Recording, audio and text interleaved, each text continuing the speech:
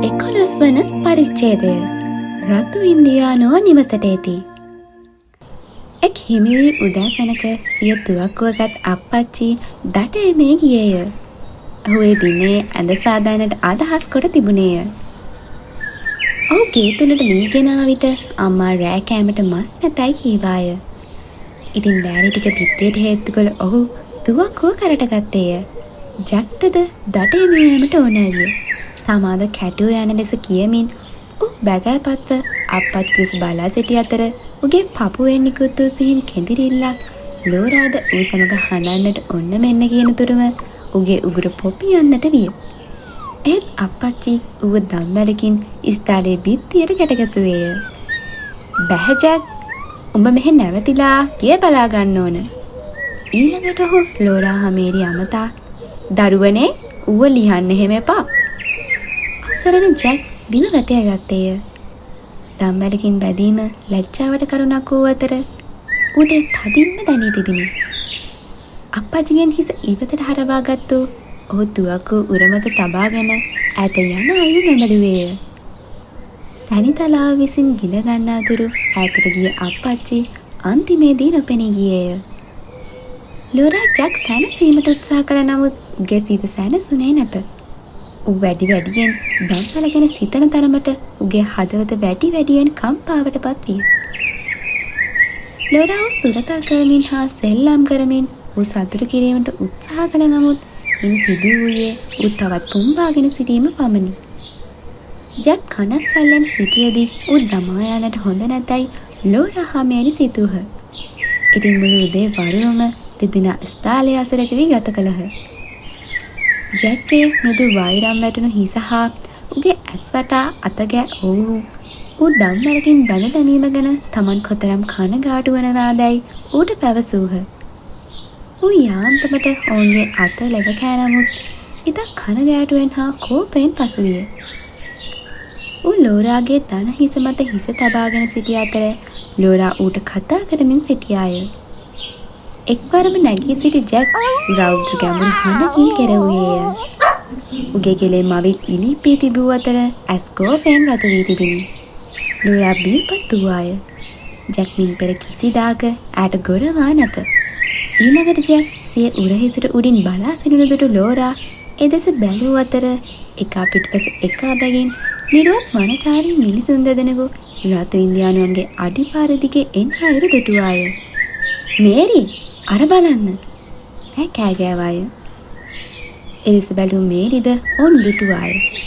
ඔහු උස කෙට්ටු රෞද්‍ර පෙනුමැති මිනිසුන් වූහ. ඔවුන්ගේ සම දුඹුරු පැහැයට හුරු රතු පැහැයක්ද ගත්තේය. ඔවුන්ගේ හිස උලක් මෙන් පෙනෙන්නට වූ අතර එසේ උලක් මෙන් වූයේ ඍජු බදින ලද හිස කෙස්ය. ඒට යටින් පිහාටු ගසා තිබිණි. සර්පයන්ගේ ඇස් මෙන් කළු පැහැති වූ ඔවුන්ගේ ඇස් නිශ්චලව දිලිසෙමින් තිබිණි. ඔහු වඩාත් ලං වෙමින් සිටියහ. අනතුරුව ඔහු නිවසේ අනික් පැත්තෙන් නොපෙනී ගියහ. ලෝරා හා මේරි හිස් හරවා නිවස පසු කළ පසු ඒ භයානක මිනිසුන් දෙදෙනා මතුවන ස්ථානයේ දෙස බැලූහ. ඉන්දියන් කාරයෝ, මේරි කෙඳුරුවාය. ලෝරා සීතල වී සිටියාය. ඇගේ ඉඟටිය දෙසෙන් අසනීප ගතියක් දැනුණු අතර ඇගේ දෙපය පන නැති වී තිබිණි. ඇයට හිඳ ගැනීමට ඕනෑ විය. එහෙත් ඇය සිටගෙන ඒ රතු ඉන්දියානුවන් නිවස පහු කර යනතුරු බලා සිටියාය. රතු ඉන්දියානුවන් නිවස පසු කර ගියේ නැත. මේ මුළු වේලාවයම ජැක් ගොරවමින් සිටියේය. දැන් ගෙරවීම නතර කළ ඌ දම්වැල දෙසට පනිමින් සිටියේය. උගේ තෑස රතු වී දෙතොල් පිටුපසට ඇඹරි පිටේ මවිල් කෝපයෙන් ඉලිපී තිබිණි. දම්වැලෙන් නිදහස් වීම සඳහා ඌ නොනවත්වාම උඩ පනිමින් සිටියේය. දම්වැල නිසා ඌ තමා අසල සිටීම ගැන ලෝරා සතුටු වූවාය. ජැක් ඉන්නවනේ? ඇය මේට රහසින් කීවාය. ජැක් අපිට මුකුත් වෙන්න දෙන්නේ නැහැ. අපි ජැක් ළඟ ඉන්න නිසා හොඳයි. ඒගොල්ලෝ ගේ ඇතුලේ. මේරි කෙඳිරුවාය. ඒගොල්ලෝ අම්මයි කේරි එක ගේ ඇතුලේ. ලෝරාගේ සිය ළඟම වෙවුලන්නට පටන් ගත්තේ. තමා කුමක් කළ යුතුද යන බව ඇය දැන සිටියේ නැත. ඒ රතු ඉන්දියානුවන් අම්මාට හා කුඩා කේරිට කුමක් කරනවාදයි ඇය දන්නේ නැත. නිවසෙන් කිසිදු හඬක් ඇසෙන්නේ නැත. අනේ ඒගොල්ලෝ අම්මට මොනවා හරි කරයිද? ලෝරා කෙඳිරින් හඬකින් කෑ ගැසුවාය. අනේ මන් දන්නේ නෑ. මේරින් රහසින් කීවාය. මං ජැක්ව ලියනවා. ලෝරා බැරැන්ඩි හඬකින් කෙඳිරුවාය. ජැක් ඒගොල්ලන්ව මරලා දායි. අප්පච්චි එපා කිව්වනේ. මේ පිළිතුරු දුන්නාය. හඬනගා කතා කිරීමට ඔහු බිය වූහ. ඔහු හිස් එකට ලං කරගෙන නිවස දෙස බලා සිටමින් රහස් කියා ගන්නට වූහ. එයා දන්නේ නෑනේ ඉන්දියන් කාරයෝ ඒ කියලා. ලෝරා කිව්වාය. එයා කිව්ව ජැක්ව ලියන්න එපා කියලා. මේරි හඬන්නට ආසන්නය. ලෝරා ඉන්දියානුවන් සමග ගේ තුල සිරවී සිටින කුඩා කේරි හා අම්මා ගැන කල්පනා කළාය. මං යනවා අම්මට උදව් කරන්න. යැය කීවාය. එය අඩි 2ක් 3ක් දුව ගොස් අඩියක් ඇවිතාය. ඊළඟට ආපිට හැරි වේගෙන් ජැක් වෙත දිවාවාය. උමතුවෙන් මෙන් ඌව දැඩිව අල්ලාගත් ඇය උගේ හති දමන ශක්තිමත් කෙරේ එල්ලුණාය. ඇයට හිංසාවක් කිරීමට ජැක් කිසිවෙකුටත් අවසර දෙන්නේ නැත. අපි අම්මට ගේ තනියම ඉන්න දෙන්න හොඳ නෑ. මේරි කෙඳිරුවාය. ඇය බෙවුරන සිරුරින් යුතුව නොසැලී සිටියාය. බියපත් වූ විට මේරිට යන්තම්වත් සෙලවිය නොහැකිය. ජැක්ට හේතු වී මූණ සඟවාගත් ලෝරා උත්තරේ අල්ලාගත්තාය. ඊළඟට අත්හැරිය ඇය දෑත් මිට මොලවාගෙන දැස් තදින් පියාගෙන හැකිතරම් වේගයෙන් නිවස දෙසට දිව්වාය. පය පැකිලි බිම වැටුණු අතර ඇගේ දැස් මහා විවර විය. යළිත් නැගිටගත් ඇය කිසිවක් සිතන්නටවත් පෙරම දුවන්නට වූවාය. මේරි ඇය පසුපසු දුවමින් සිටියාය. ඔහු දොර වෙත ආහ. ඒ හැරදමා තිබූ අතර ඔහු හඬකුදු පිට නොකර ගේ තුළට රිංගූහ. නිරුවත් පණචාරී මිනිස්සු දෙදෙනා ගිනි උදුනස්සල සිටගෙන සිටියහ.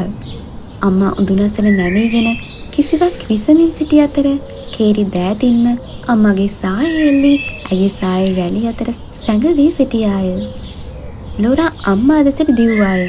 ඒත් උදන වෙත ලංවන්නට පෙර ඇයට ඉතා දරුණු ගඳක් දැනෙනු අතර ඇය රතු ඉන්දියානුවන් දෙස බැලුවාය. ඒ ඇසිල්ලේම ඇය විත්‍රිපයගෙන් බිත්තියට හේතු කර තිබූ දිගටි පටු ලෑල්ලක් පිටිපස හිස් සඟවා ගත්තාය. ලෑල්ලගේ දැස් සඟවා ගැනීමට තරම් පළල් විය. ඇයගේ හිස සම්පූර්ණයෙන්ම නිසලව තබාගෙන නාසය ලෑල්ලට ඔබාගත් විට ඇයට රතු ඉන්දියානුවන් පෙනුනේ නැත. එහෙත් ඇයට හිස යන්තම්වත් නොසලා සිටීමට නොහැකි වූ අතර ඇය හින්හිට එබිකම් කළාය. එවිට ඇයට වනචාරී මිනිසුන් දැක ගැනීමට හැකිවිය. පළමුව ඇය ඔවුන්ගේ මොක්සීන් සපත්තු දුටුවාය. මොක්සීන් මුව සමින් සාදන ලද සපත්තු වර්ගයක්. ඊළඟට ඔවුන්ගේ නහර සහිත නග්න රතුවන් දුඹුරු පැහැයට හුරු දෙපා ඉහළ සිට පහළට දුටුවාය. රතු ඉන්දියානුවන් දෙදෙනාම ඔවුන්ගේ ඉනවටා හම්පටියක් බැල සිටි අතර එහි ඉදිරියෙන් කුඩා සතෙකුගේ ලොම් සහිත සමක් එල්ලෙමින් තිබිණි. ඒ සම කළු හා සුදු ඉරි සහිත එකක් වූ අතර අප්‍රියජනක ගන්ධාවේ කොතනින්දයි ලෝරා දැන් දැනගත්තාය. ඒවා අලුත් උරුවැ සම්බිය. අප්පච්චිගේ වැනි දඩයම් පියක් හා අත්පොරවක් සෑම උළුලෑ සමගම එල්ලෙමින් තිබිණි. රතු ඉන්දියානුවන්ගේ ඉලෑට ඔවුන්ගේ නග්න ඇලපත දෙපසින් කුඩා කඳු වැටිමෙන් ඉදිපී තිබිණි. ඔහු පපුව මත දත් බැඳගෙන සිටියහ. අන්තිමේදී යළිත් ඔවුන්ගේ මුහුණ දෙස බැලූ ලෝරා වහල් ලෑල්ල පිටුපසට මුවා වූවාය. ඔවුන්ගේ මුහුණුවල නිල්බීත බිහිසුණු හා සාහසික පෙනුමක් විය. ඔවුන්ගේ කළු පැහැති දැස් දිලිසුනේය.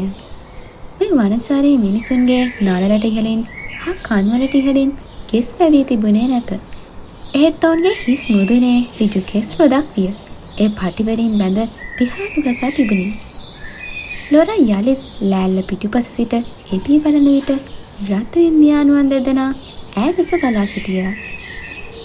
ඇගේ හදවත උකුර වෙත පැන එහි බරෙන් ඇගේ හුස්ම හිර කළේය. අලු පැහැති ඇස් දෙකක් ඇගේ දැස් දෙසම බලමින් දිලිසුනේය. රතු ඉන්දියානුවෝ සෙලවුණේවත් නැත. ඔහුගේ මුහුණ එකදු මාංශ පේශියක්වත් සෙලවුණේ නැත. ඔහුගේ දිලිසෙන දැස් ඈ දෙසට දීප්තියක් එල්ල කළා පමණි. ලෝරාද සෙලවුණේ නැත. ඈ හුස්ම ගත්තේද නැත. රතු ඉන්දියානුවෝ උගුරෙන් කෙටි කර්කශ ශබ්ද දෙකක් නිකුත් කළේය. අනෙක් රතු ඉන්දියානුව හා වැනි හඬක් නැගුවේය. ලෝරා යලි ලෑල්ල පිටුපස දැස් සඟවා ගත්තාය. අම්මා පාන් පුරුස්සන තැටියේ පියන හරිනු ඈට ඇසෙනි. රතු ඉන්දියානුවන් පෝරණවත හිඳ ගන්නා හඬ ඈට ඇසෙනි. මොහොතකට පසු ඔවුන් කන හඬ ඈට ඇසෙනි. ලෝරා එබිකම් කොට බලා සැඟවී යළිත් එබිකම් කළාය. එවිට රතු ඉන්දියානුවෝ අම්මා පිලිස්සු ඉනිගු පාන් කමින් සිටියහ. මේ සෑම කැබැල්ලක්ම කෑ ඔවුහු උදුන මතෝ කුඩා කැබැල්ද එකතු කර කෑහ. අම්මා එහි සිටගෙන ඔවුන් දෙස බලමින් කුඩා කේරිගේ හිස පිරිමැද්දාය. මේරි අම්මාට පිටුපසින් සිටගෙන ඇගේ ගවුම් මතක එල්ලී සිටියාය. ජැක්ගේ දම්වැල කටකටගා සෙලවෙනු ලෝරාට යාන්තමට ඇසෙනි. ජැක් තවමත් නිදහස් වීමට දඟලමින් සිටී.